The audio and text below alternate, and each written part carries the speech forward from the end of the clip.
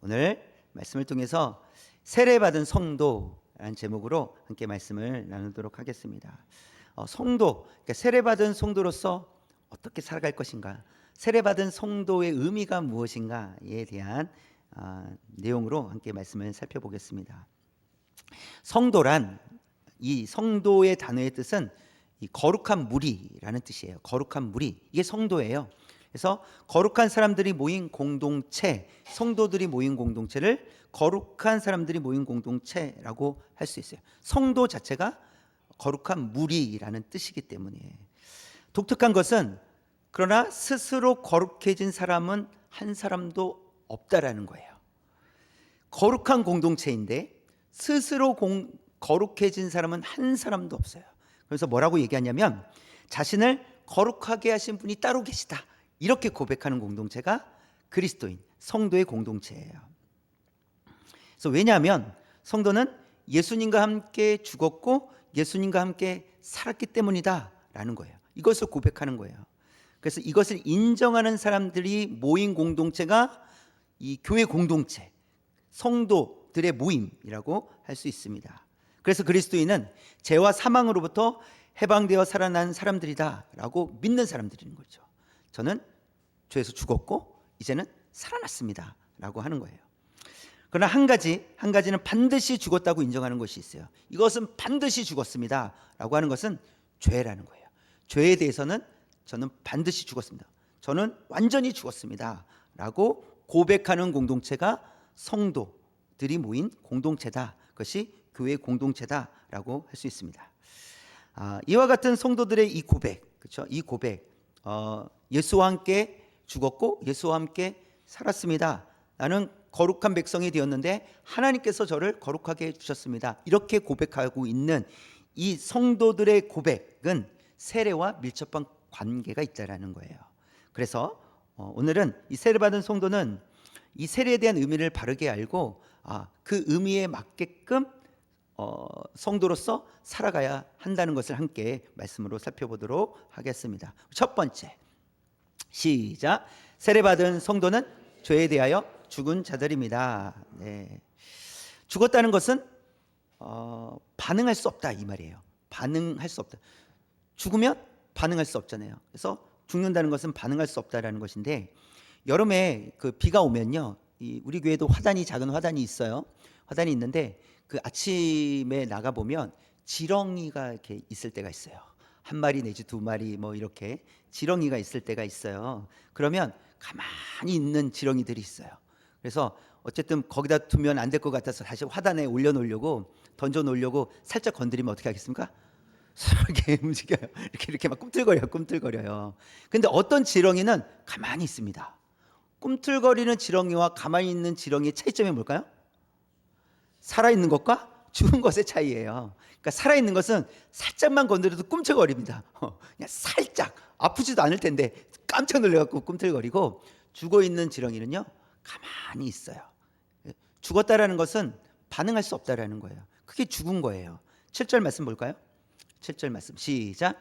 이는 죽은 자가 죄에서 벗어나 의롭다 하심을 얻었습니다. 자, 죽은 자가 죄에서 벗어났다, 이 말은, 이 7절의 말씀은 죄에 대하여 죽었다 이런 의미예요. 죄에 대하여 죽었다. 그래서 죄에 대해서 죽었기 때문에 죄가 건드려도 움직입니까? 안 움직입니까? 꿈쩍도 하지 않는다는 거예요.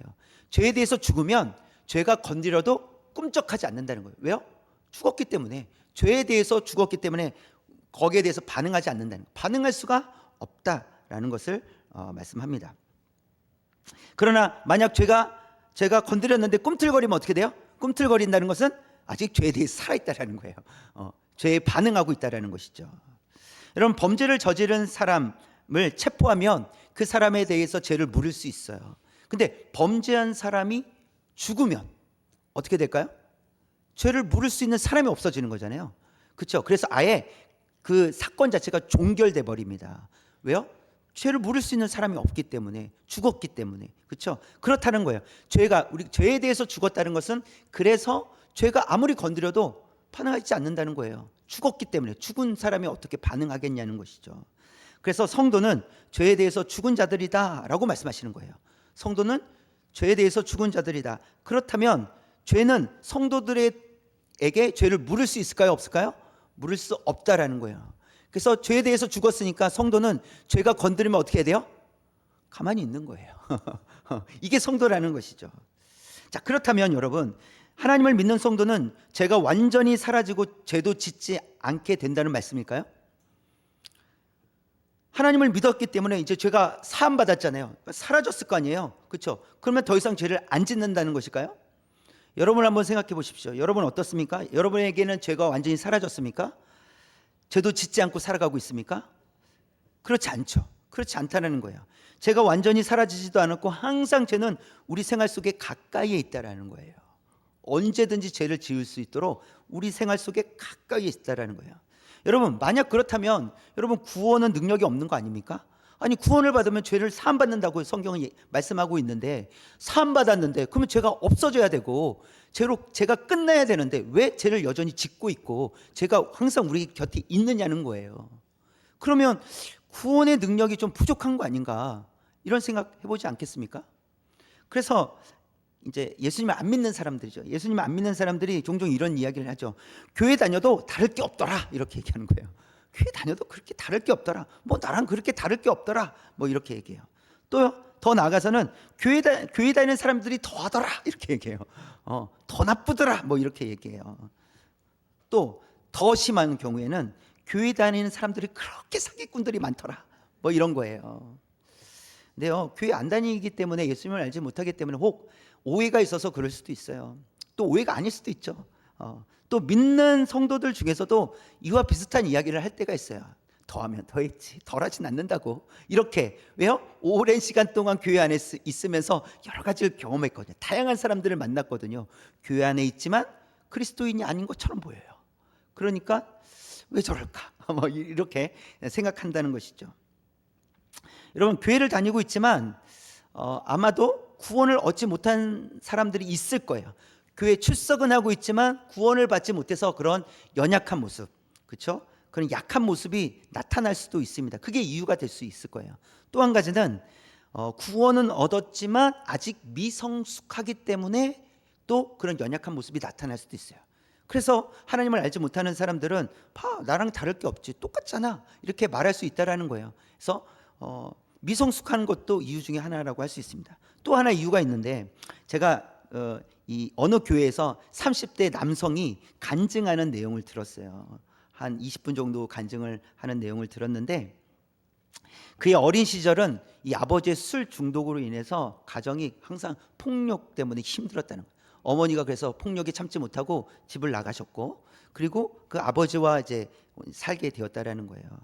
그래서 고등학생이 됐는데 소위 일진들 있죠. 일진들과 친하게 지내면서 일진놀이 하면서 그러다가 고등학교를 졸업하지 못하고 퇴학을 당하게 되었다고 합니다. 그럼 뭐 해야 되겠습니까? 그래도 일은 해야 되지 않겠습니까? 또 배달도 하고 뭐 이렇게 일을 했다고 해요. 그러다가 일을 하는데 돈을 좀 더 벌어보겠다고 어디에 손을 대냐면 도박에 손을 댄 거예요. 도박에. 그리고 결혼까지 합니다. 이제 나중에 결혼까지 하는데 도박을 끊었을까요? 못 끊었을까요? 아내에게는 그것을 들키지 않으려고 했지만 도박은 끊지 못하고 있었다라는 거예요. 그러다가 이제 들키게 된 거예요. 왜? 빚이 생기니까. 한 2천만 원인가 빚이 생겼대요. 그래서 아내가 집을 나갔다는 거예요. 그러더니 아내가 다시 들어왔대요. 그 빚을 갚아주러. 얼마나 좋은 아내입니까? 그래서 이혼 위기까지 온 거죠. 정신을 차려야 되겠다, 이런 마음을 먹었대요. 정신을 차려야 돼. 내가 이러면 안 되지. 내가 가장인데 이러면 안 되지. 그런데도 또 도박을 하더래요. 자기가 도박을 하고 있는 자신을 발견한 거예요. 그러던 중에 이제 아내가 먼저 교회를 다니기 시작을 했나 봐요. 교회를 다녔는데 이제 아내가 그러는 거죠. 교회 가니까 좋더라, 당신도 가자. 그래서 가서 저 구석, 맨 끝자리 구석에 팍 숙이고 그렇게 이제 예배를 드리기 시작을 했다고 하더라고요. 그러면서 그냥 예배를 그렇게 드리고 있었는데 어느 날 갑자기 나도 좀 이걸 끊어야 되는 거 아닌가, 이런 생각이 들더래요. 그래서 목사님을, 거기 이제 담임 목사님을 찾아가서 목사님 저를 위해서 기도해 주십시오 하고 기도를 받고 이제 사정을 다 얘기한 거예요. 제가 도박에 지금 끊지 못하고 있다고, 도박을 끊지 못하고 있다고, 이런 상태에 있다고, 저를 위해서 기도해 달라고 기도를 받고 돌아갔대요. 끊어졌을까요? 안 끊어졌어요. 안 끊어졌대요. 그래서 또 다시 목사님을 찾아가서 목사님 제가 끊지를 못했습니다. 그때 기도해 주셨는데 여전히 제가 반복하고 있습니다 하고 한 번 더 기도해 주십시오. 또 기도를 받았대요. 끊어졌을까요? 끊어지지 않은 거예요. 또 실패했어요. 또 목사님을 또 찾아갔대요. 그렇게 실수를 반복하고 또 목사님 아직도 해결되지 않았습니다. 기도해 주십시오 하고 또 기도를 받았대요. 끊어졌을까요? 끊어졌대요. 그게 그냥 한순간은 아니지만 시간이 일정 어느 정도 걸렸겠지만 하나님께서 그 마음에 의지를 주신 것 같아요. 난 끊고 싶다. 난 기도 받아서 끊고 싶다. 하나님 도와주셔야 됩니다. 이런 마음. 그래서 그의 고백이 그 30대 이 형제의 고백이 끊어졌습니다 라고 고백하는 거예요. 막 박수를 치더라고요. 듣는 성도들이. 얼마나 좋습니까? 얼마나 감사합니까? 자기 힘으로 할 수 없다라는 거예요. 무엇을 얘기합니까? 죄는 우리를 가만두지 않는다는 거예요. 우리는 보세요. 이 이혼 위기까지 갔잖아요. 난 끊어야 되겠다. 근데 왜 끊어지지 않죠? 그게 끊어지지 않는다는 거예요. 죄는 가만두지 않습니다. 계속해서 우리를 유혹하고 미혹하고 우리를 넘어뜨리려고 한다는 거예요. 그래서 우리가 연약한 이유는, 교회 성도들이 연약한 이유는 어쩌면 구원을 얻지 못해서 교회는 다니고 있지만 이게 이유일 수도 있고요. 아직 미성숙해서 이게 이유일 수 있어요. 또 한 가지는 죄가 우리를 가만두지 않기 때문에, 죄가 항상 우리 곁에 있어서 우리를 넘어뜨리려고 하기 때문에, 그래서 우리가 연약해지고 세상 사람들이 볼 때 다를 게 없다라고 말할 수 있다라는 거예요. 예수님께서도 이 질문에 대해서 이미 베드로에게 설명을 해주셨는데, 요한복음 13장에 보면 예수님께서 말씀하셨어요. 목욕한 자는 발밖에 씻을 것이 없다, 이렇게 말씀하시는 거예요. 베드로가 저 그 몸도 씻어주세요 했더니 아니야 발밖에 씻을 필요가 없어 라고 말씀하신 거예요. 무엇을 의미합니까? 우리는 예수 그리스도로 말미암아 씻음을 받은 자녀가 되었어요.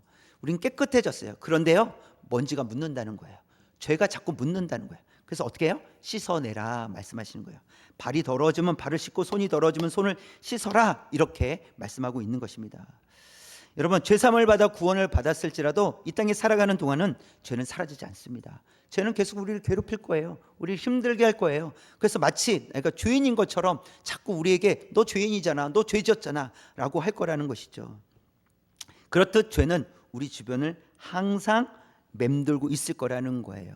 자, 그러나 성도는 죄에 대해서 죽었다는 것을 우리가 기억하자는 거예요. 성도는 죄에 대해서 죽었습니다. 6절을 볼까요? 6절 붉은 글씨 시작. 죄의 몸이 죽어 다시는 우리가 죄에게 종노릇하지 아니하려 하매니, 하나님께서 예수 그리스도께서 하신 일은 뭐냐면 우리가 죄에 대해서 더 이상 종노릇하지 않도록 하신 일이에요. 그래서 죄의 몸이 이제 죽었단 말이에요. 그래서 옛사람은 죽었고 새 사람이 되었어요. 그래서 우리는 더 이상 죄의 종노를 할 필요가 없다라고 하는 거예요. 근데 죄는요, 자꾸만 우리에게 이야기한다고요. 이렇게 자꾸 너 죄인이잖아, 너 죄졌잖아, 너 어제 뭐 했어, 그 나쁜 짓 했잖아, 너 지난주에 뭐 했어, 너 나쁜 짓 했잖아, 너 말씀 한 절도 안 읽었지, 기도 한 번도 안 했지, 뭐 이럴 거예요. 너무 찔리지 마세요. 그렇다는 거예요. 그러면 우리는 어떻게 해야 되는 거예요? 야, 그래, 맞아, 네 말이 맞는데 옛사람은 죽었어. 죄를 물으려면 옛사람을 찾아가 봐. 나는 새 사람이거든. 나는 예수 그리스도로 말미암아 새 사람이 되었어. 그러니 그 죄를 나한테 묻지 말고 죽은 옛사람에 가서 물어봐야지. 왜 나한테 와서 물어봐? 라고 한다는 거예요. 왜요? 우리는 옛사람이 죽었기 때문에. 그래서 죄에 대해서 죽었기 때문에 죄는 더 이상, 죄에 대해서 죽은 사람은 죄에 대해서 반응하지 않는다는 거예요.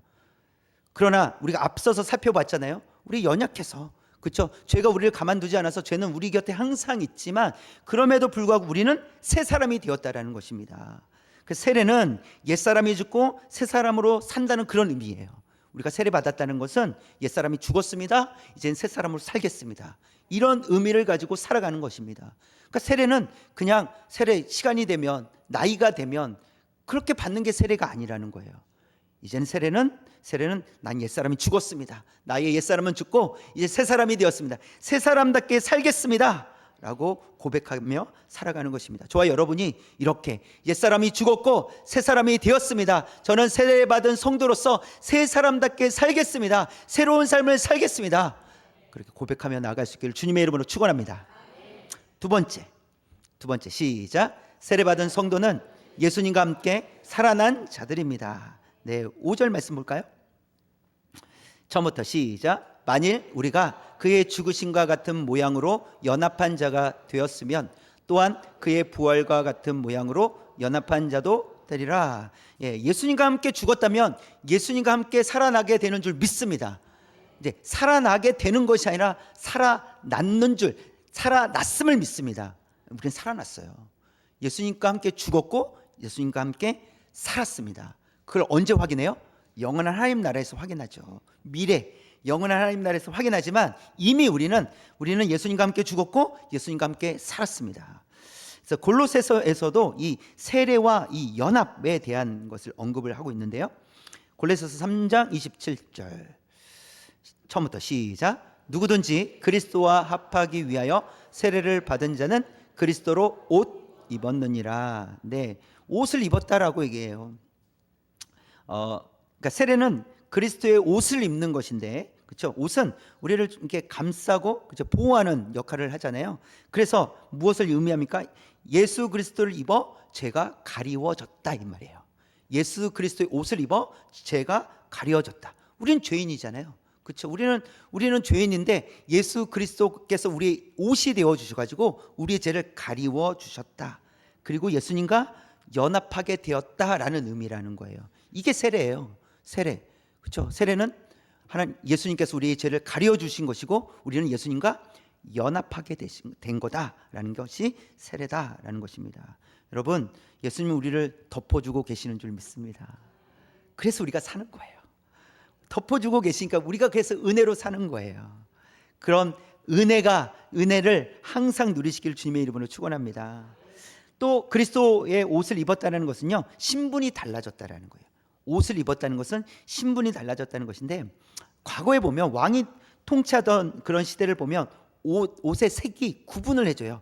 신분을 구분을 합니다. 왕은 어떤 색을 상징적으로 가지고 있을까요? 자주색을 왕을 상징하는 색은 자주색이에요. 귀족을 상징하는 색은요, 빨강색 아니면 파란색 이런 색이에요. 그래서 옷을 딱 입으면 아, 저 사람 귀족이구나, 왕이다 를 알 수 있다라는 것이죠. 그래서 어떤 옷을 입었는지를 보면 신분이 보였던 시대가 있어요. 그렇죠?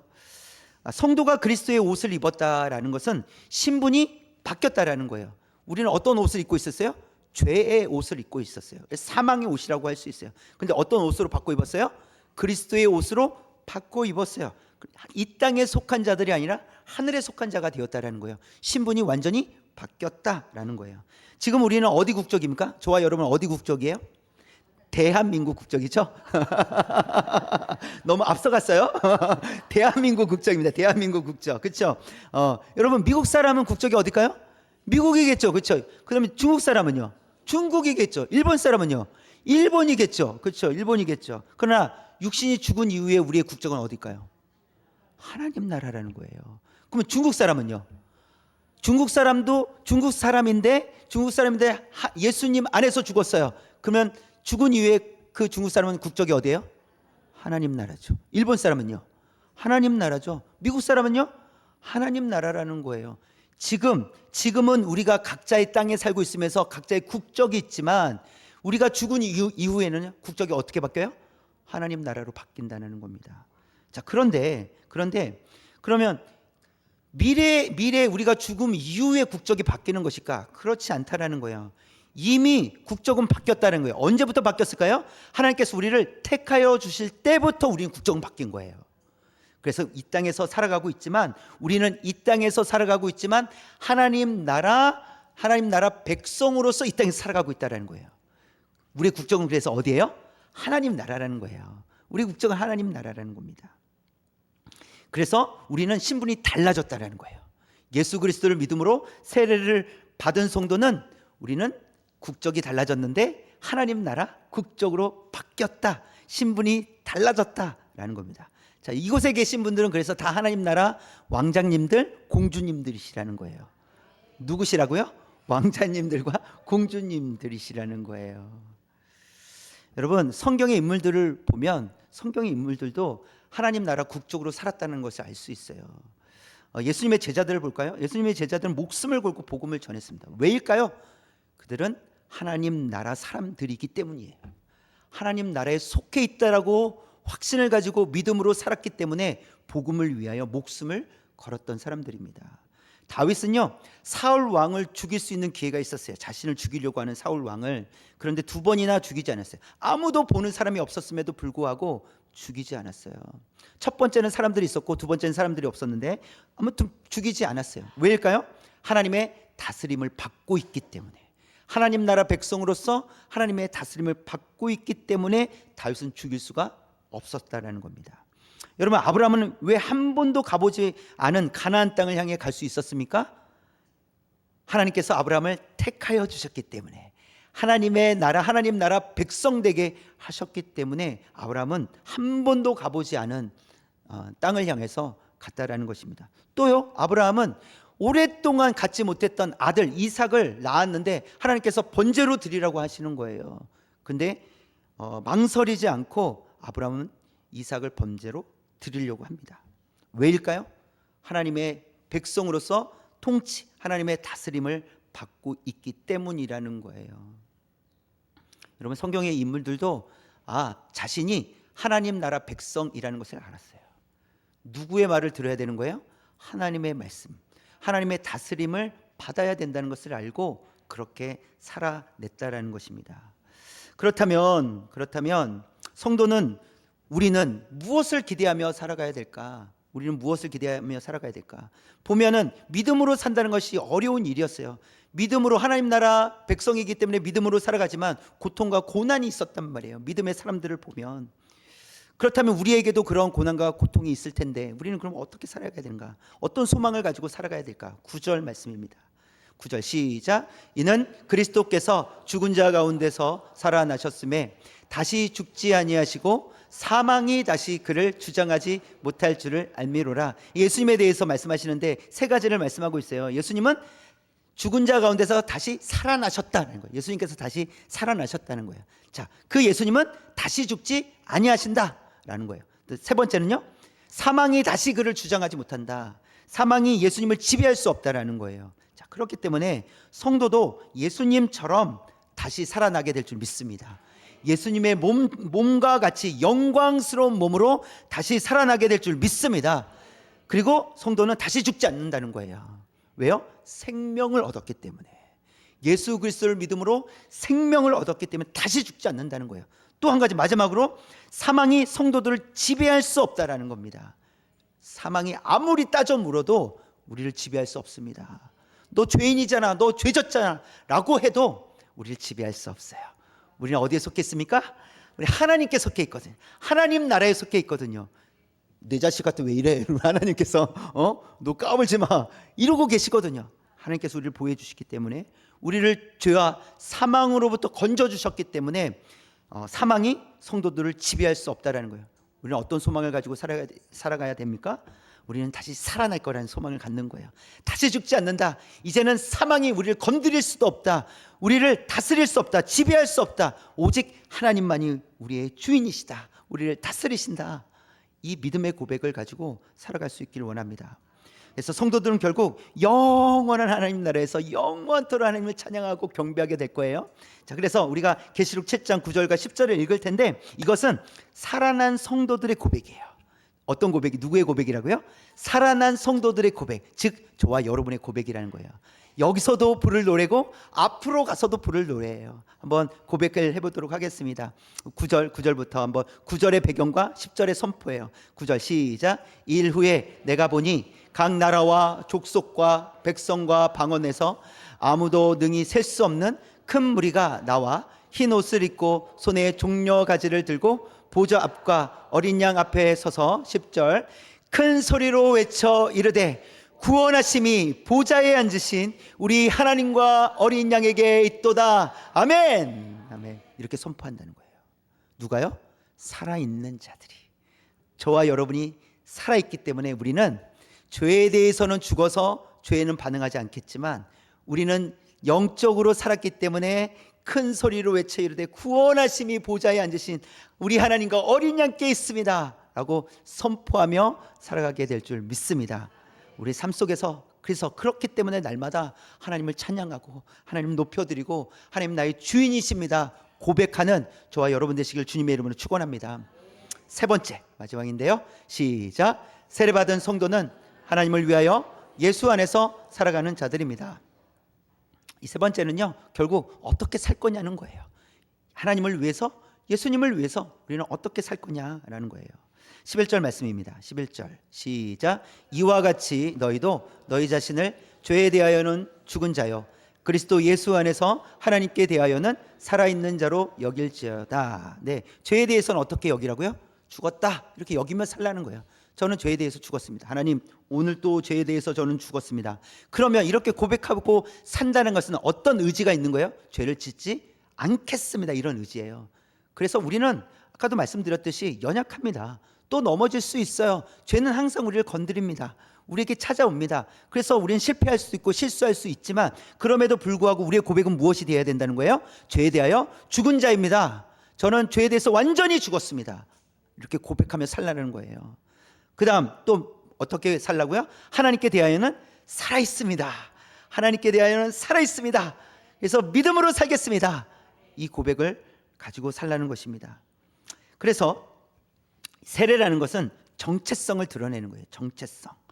그래서 정체성을 드러내는 것인데, 예수님을 먼저 보면 예수님께서 예수님의 정체성이 드러나시는 사건이 있어요. 그때가 언제냐면 세례 받으실 때예요. 예수님이 누구신지를 정확하게 선포되는 때예요. 예수님께서 세례를 받으실 때 하늘에서 소리가 들려요. 하나님의 음성이 들려요. 볼까요? 마태복음 3장 17절 처음부터 시작. 하늘로부터 소리가 있어 말씀하시되 이는 내 사랑하는 아들이요 내 기뻐하는 자라 하시니라. 이는 내 사랑하는 아들이요 내 기뻐하는 자라. 누가 말씀하시는 거예요? 하나님께서. 예수님이 누구시라는 거예요? 하나님의 아들이시라는 거예요. 예수님이 이 땅에 왜 오셨어요? 하나님의 뜻을 이루시기 위해서 이 땅에 오셨다라는 거예요. 우리 죄를 해결해 주시기 위해서 메시아로, 그리스도로 이 땅에 오셨다라는 것입니다. 그래서 예수님께서 세례 받으실 때 예수님의 정체가 드러난 거예요. 아, 예수님은 우리 죄를 위해서 이 땅에 오셨구나. 하나님이 그것을 증거해 주시고 계시는구나 라는 겁니다. 자, 그렇기 때문에 성도가 세례를 받음으로써 우리도 정체를 드러내야 된다는 거죠. 예수님께서 정체가 드러났던 것처럼 우리도 정체를 드러내며 살아야 돼요. 우리도 세례받았으니까 세례받은 성도로서 드러내야 되는 거예요. 그래서 첫 번째는 앞에서 살펴봤듯이 죄에 대해 죽는 거예요. 죄에 대해 죽었습니다. 저는 죄에 대해서 죽었습니다. 그리고 하나님에 대해 살았습니다. 오직 믿음으로 살아냅니다. 이것을 선포하며 드러내라는 거예요. 그래서 예수님께서 나를 위해 이 땅에 오셨고 십자가를 지시고 3일 만에 부활하셨습니다. 그로 인해서 죄사함 받았고 의롭게 되었습니다. 이 고백을 가지고 살아가는 것, 이것이 세례받은 성도로서 정체를 드러내는 삶이라는 거예요. 이 고백을 가지고 살아가는 것. 두 번째는 성도가 신앙 공동체 안으로 들어가는 거예요. 이게 의미가 있다는 거죠. 신앙 고백을 가진 공동체 안으로 들어감으로써 공식적으로 자기가 누구인지를 정체성을 드러내는 거예요. 나는 이제 하나님의 자녀다라는 거예요. 이 공동체 안에 들어와 있다는 거예요. 교회 공동체 안에 들어와 있다는 것은 나는 이제 하나님의 자녀입니다. 나는 예수 그리스도를 믿고 구원받은 자입니다 라고 선포하는 거예요. 어떻게요? 공식적으로. 많은 증인들 앞에서 공식적으로 선포하는 거예요. 그리고 이제는 왕이신 하나님의 뜻을 따라 살겠습니다 라고 하는 것이 세례의 의미라는 거예요. 세 번째는 성도는 하나님의 지배를 받아야 된다는 것이죠. 받는다라는 거예요. 그래서 12절 말씀 볼까요? 12절 시작. 그러므로 너희는 죄가 너희 죽을 몸을 지배하지 못하게 하여 몸의 사욕에 순종하지 말고 죄가 너희 죽을 몸을 지배하지 못하게 하여, 이렇게 돼 있어요. 그러면 어디에 지배를 받으라는 거예요? 하나님께 지배를 받으라는 거예요. 하나님께 순종하라는 거예요. 그래서 하나님의 지배를 받고 죄의 지배를 받지 않는 것, 이게 세례받은 성도의 삶이라는 거예요. 하나님께 지배를 받는 거.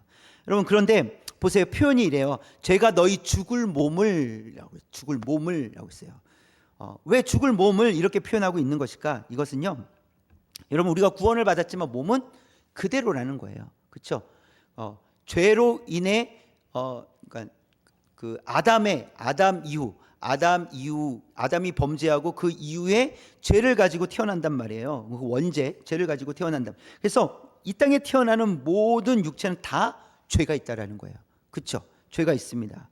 그래서 이미 구원을 받았지만 몸은 그대로라는 거예요. 죄를 갖고 있다라는 거죠. 그래서 우리 몸은 여전히 죄에 익숙하고 욕망에 익숙하다라는 거예요.